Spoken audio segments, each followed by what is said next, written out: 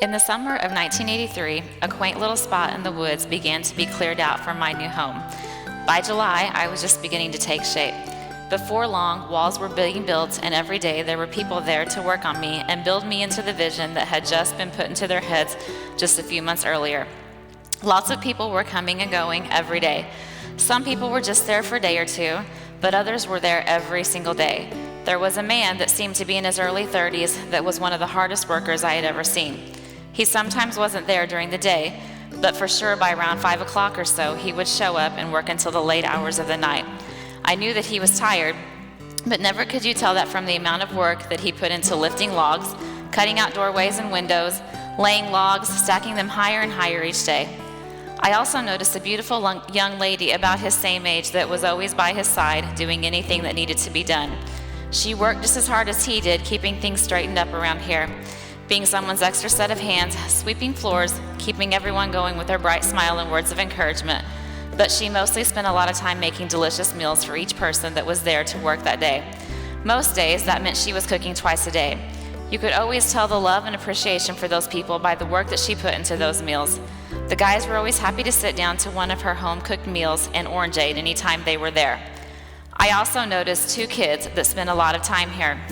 They were probably about the ages of 9 and 13, 1 boy and 1 girl. The boy was able to help out quite a bit in the building process with lifting logs and nailing in 10-inch spikes. The girl tried to help where she could, but she spent most of her time playing with her cousins, whose parents also came to help each day. There were lots of work to be done, and I slowly learned how hardworking these people really were. I could tell the amount of love that was involved in this project, the time, care, and concern that was being put into all of this. I could already tell that this would be a very special place where a lot of memories were going to be made, not just for the people here working to make such a beautiful building, but also for the people they were going to welcome into it. By fall, I was a strong, sturdy building. All of the finishing touches were being made on the inside, and on Tuesday, October 25th, my doors were being opened to welcome people into the cabin for dinner. We served them delicious fried chicken, chicken and dumplings, beef and noodles, blackberry cobbler, apple dumplings, chicken livers, broccoli salad, 3-bean salad, corn, broccoli rice casserole. There was a lot of chaos, but through all of the chaos, there were still some wonderful memories that were being made. Phrases such as bonnet ring, it ain't over till it's over, Higgy baby, Crisco sandwiches, and I was just watching the bug. You try thinking for 15 people and see how you feel. And could you repeat that? All became the source of good memories that we would still remember 33 years later. Business was good, and in no time at all, we were expanding. Another dining room was added to welcome even more people each day. More storage was also added to hold all of the groceries that were needed to serve all of these satisfied returning customers. The 2 cooks in the kitchen didn't have to make the trek with their little cart over to the garage behind the house anymore to get the groceries out of the freezers and coolers that were being housed over there. All of the workers seemed just like a family. Of course, a lot of them really were. But even the ones that technically weren't still seemed like they all belonged together. 10 years in, things were starting to change. The community around us had changed. Good-paying jobs that were here when I was being built were gone, and it was forcing people to have to move to look for other places of employment. Thankfully, my owners had the foresight to see that things might be changing and had already reached out to the St. Louis community to welcome them into our cabin to show them some good country cooking. They graciously accepted the invitation and began telling others and bringing others with them when they came back. Shortly after that, Show Me St. Louis made this trek over to Southern Illinois to film a short story about the cabin. The response was incredible, and word spread like wildfire about us in the St. Louis community. We became a destination spot for all kinds of car clubs and motorcycle groups. Such a neat accomplishment that made me feel proud to be part of this family. The owners' friendliness and ability to gab was something a lot of them had never seen. They also loved coming back at different times of the year to see how the decorations would change from month to month. All things that came to be expected when they made the drive from St. Louis. They loved the down-home feeling and driving out to the middle of nowhere to find a warm, cozy, and inviting atmosphere with food that they couldn't get enough of, bringing them back several times a year. There were special bonds formed between the customers and the owners. These people always treated me well. There was always repairs and upgrading going on to make me the beautiful building that I was. Every month I would get redecorated with beautiful decorations to go along with the holiday season. The hours that were spent doing this let me know that they took pride in my appearance. I could tell how tiring and long this process was for the lady that spent hours taking down and putting new decorations up. but I was always so excited to see what she was going to do each month and so very proud of the beautiful establishment I was when she was finished. There were a lot of special things that I witnessed in this building. 25th wedding celebrations, graduation parties, wedding showers, baby showers, family Christmases, family birthday parties. No, I'm not talking about these celebrations by the customers that visited this place every day, although all of those events were certainly celebrated by numerous families, some year after year. I'm talking about the special family of four that started this whole thing. These were all special celebrations that they hosted here on their off days. It was so easy to see the love they had for each other. Sure, they definitely had their moments like anyone would have that worked that closely together for that long in that kind of high-stress job. But if anyone ever tried to come against one of theirs, they would have had to have fought the whole family. The family changed a lot through the years.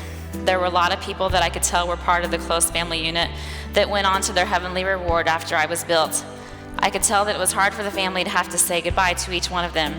Parents, sisters and brothers, aunts and uncles, best friends. There was also one that was gone before the dream was ever even realized, but I know how proud she would have been to see what their hard work turned into. The ones we said goodbye to also came several additions to the family: a daughter-in-law, son-in-law, and 3 beautiful grandkids, which Grandma kept their pictures proudly displayed right at the cash register for everyone to see.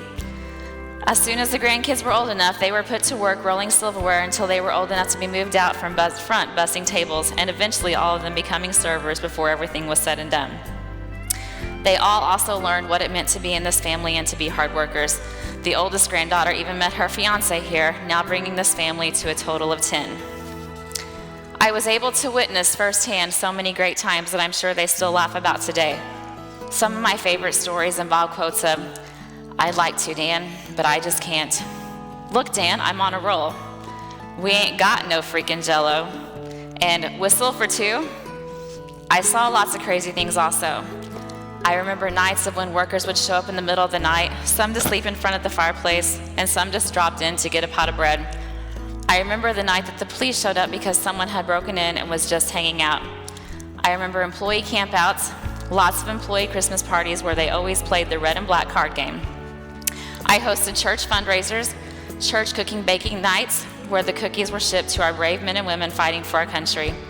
Lots of great memories were made at those events, and I got to be a part of each one of these memories.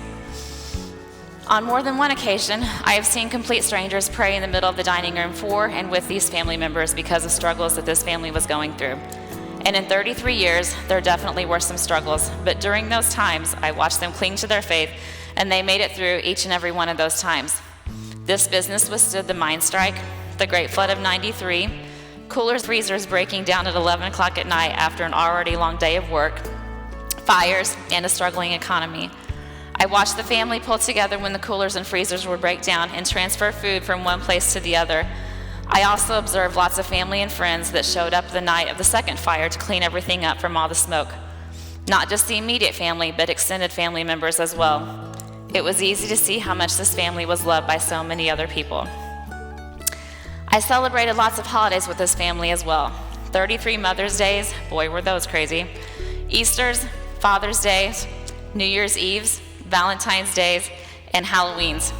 Sometimes they refer to some of these days as cabin family days. A lot of these workers really were like family, and some of them spent a lot of holidays here working together. Even though they hated having to work on those holidays and not being able to spend the day with their families, it also became a bonding time for the workers as they celebrated another holiday together. I've grown to love this family. We've been through a lot together in our 33 years, including 5 different US presidents, the minimum wage increasing 12 times from $2.30 an hour to $8.25 an hour, and an attack on our country on 9/11. So many new inventions have come into our world since I was built.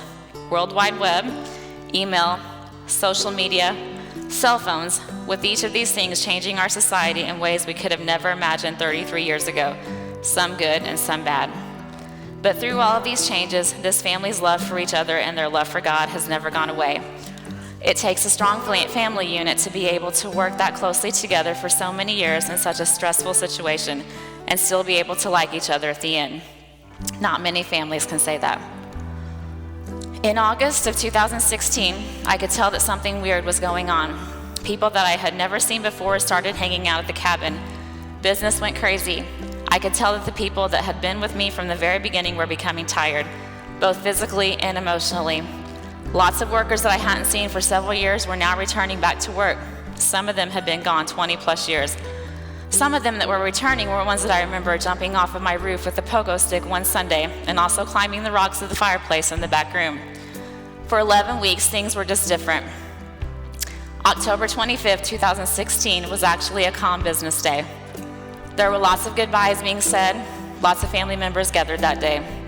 About 6:30 p.m., every one of the family members that were working that night actually sat out on the front porch and just had some time to soak things in and reminisce.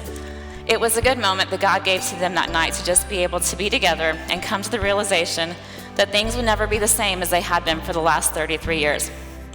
And at 9 o'clock p.m., two of the girls that I had watched grow up went over and changed the sign from open to closed one last time.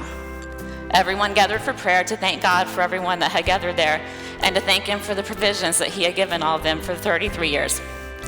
One by one, everyone started to leave, and eventually, all that was left was the family that I had come to love.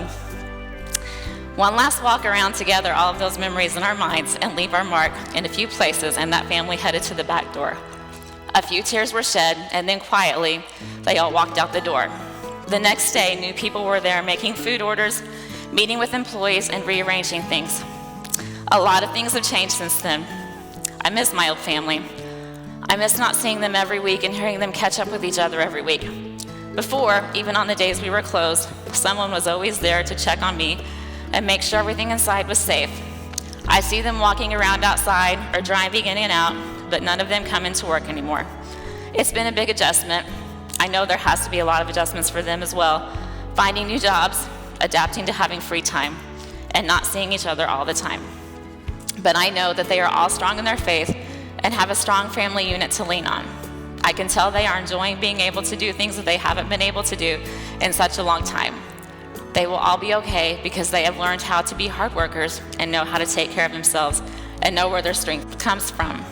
Change is always hard, but I'm so thankful for the time that I have had to spend with this family. I have learned so much from them.